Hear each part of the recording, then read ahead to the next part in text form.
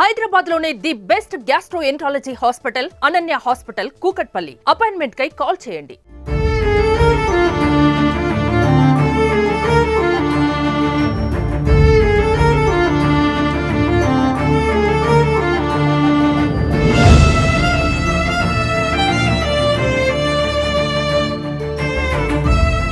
మాలబంటి alias Krishna హత్య కేసులో సరికొత్త కోణాలు అయితే వెలుగులోకి వస్తూ ఉన్నాయి. అయితే మృతుడు ఎవరైతే బంటి ఉన్నాడో బంటి గతంలోనే నవీన్ పై బెదిరింపులకు పాల్పడ్డాడు. నిన్ను చంపేస్తాను, నిన్ను చంపేస్తేనే మీ ఫ్యామిలీ నా దారిలోకి వస్తుందంటూ కూడా బెదిరించినట్టు వాళ్ళ కుటుంబ సభ్యుల ద్వారా తెలుస్తూ ఉంది. ప్రస్తుతం మనతో పాటు వాళ్ళ భార్గవి వాళ్ళ మదర్ మంజుల గారు ఉన్నారు. మంజుల గారిని మరిన్ని వివరాలు తెలుసుకుందాం. చెప్పమ్మా మంజుల గారు, అసలు మీ అబ్బాయి ఈ బంటి ఎప్పుడు ప్రేమించుకున్నారో మీకు ఎప్పుడైనా గుర్తించారా ప్రేమ విషయాన్ని? ప్రేమ విషయం అంటే గుర్తించలేదండి. అంతకుముందు మా బాబుకు తెలిసిందంట, చెల్లెకి చెప్పుకున్నాడు.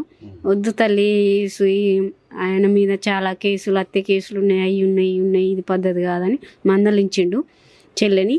ఆ విషయం కూడా మాకు చెప్పలే తల్లిదండ్రికి. అలా చెల్లెనే వద్దని చెప్పేసిండు. అప్పుడప్పుడు ఎప్పుడు తెలుస్తుంది మాకు. హాస్టల్ దగ్గరికి కూడా వెళ్ళిండట మా పాపని. హైదరాబాద్ హాస్టల్లో ఉండేది మా పాప, ప్రగతి కాలేజీలో ఉండేది. ఆ పాప దగ్గరికి కూడా వెళ్ళేదంట, మాకు తెలియదు. హాస్టల్లో ఉంది కాబట్టి మాకు తెలియలేదు. మేము ఇక అది గుర్తించలేదండి. కాకపోతే మా బాబుని అప్పుడప్పుడు బెదిరిస్తుండంట, పెద్ద ఆయనని చంపితే వాళ్ళ ఫ్యామిలీ అంతా ఊకుంటారు అనేసి బెదిరింపులు జరిగినాయి. మా బాబుని చంపుతా చేస్తా, ఆయన ఒక్కడిని చంపితే ఆ ఫ్యామిలీ వాళ్ళు సైలెంట్గా ఉంటారు, నేను వాళ్ళ పాపని చేసుకోవచ్చు అని ఊళ్ళో వాళ్ళ సపోర్ట్ కూడా ఉండండి.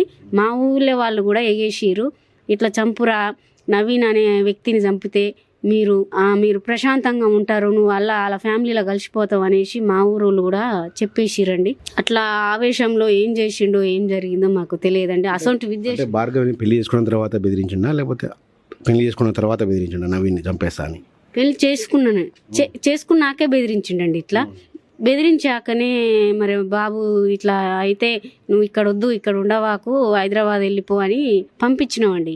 మా బాబు అక్కడనే హైదరాబాద్లో కారు తోలుకుంటా హైదరాబాద్లో 3 నెలలు ఉండండి. బెదిరించిన తర్వాతనే, మ్యారేజ్ అయినాకనే, చేసుకున్నాకనే బెదిరించిండు. అది తెలిసిపోయిందండి మా బాబుకి. తెలిసి ఇక నువ్వు ఇక్కడ ఉండవాకు, దూరంగా ఉండిపో అంటే హైదరాబాదు వెళ్ళిండు. హైదరాబాద్ వెళ్ళి 3 నెలలు అక్కడే ఉన్నాడండి. ఇక పాపకు పెళ్లి సంబంధాలు చూసి ఇక ఫిక్స్ అయ్యింది అని రమ్మంటేనే మేము పిలిస్తేనే వచ్చిండు. రేపు వాళ్ళు సంబంధం వస్తుంది రా బాబు అంటేనే వచ్చిండు. అసలు సిచ్యువేషన్లో ఉండు మా బాబు కూడా. అట్లా చేసిండండి. చాలా బెదిరింపులు వచ్చినాయి మాకు కూడా. మా బాబుని చంపాలని చూసిరండి. అంటే నన్ను ఎప్పటికైనా బంటితోనే నాకు ప్రాణహాని ఉంది కాబట్టి నేను ముందే బంటిని చంపాలనే ఉద్దేశంతోనే ఇది జరిగిందంటారా? ఇంకేమండి, ఆ ఉద్దేశం జరిగితే జరుగుండొచ్చండి. ఇక అయితే మాకైతే చెప్పైతే చేయరు కదండి పిల్లలు. ఏం జరిగిందో ఇక మాకు అది తెలియదు. కాకపోతే ఆ భయం అనేది మా ఊనికి తట్టింది. ఆ భయపడ్డాడు. 3 నెలలు దూరంగా ఉన్నాడు. నేనే దూరంగా పోతా అని హైదరాబాద్ వెళ్ళిపోయిండండి. ఏమైనా పాపకు సంబంధం కుదిరింది అనగానే అప్పుడు వచ్చేసాడు. ఎప్పుడైనా బంటి మీతో మాట్లాడాడమ్మా, మీ పాపని చేసుకుంటా నేను మాకు అని మీతోనే ఏమైనా మాట్లాడడం జరిగిందా, భార్గవి కానీ బంటి కానీ? లేదు.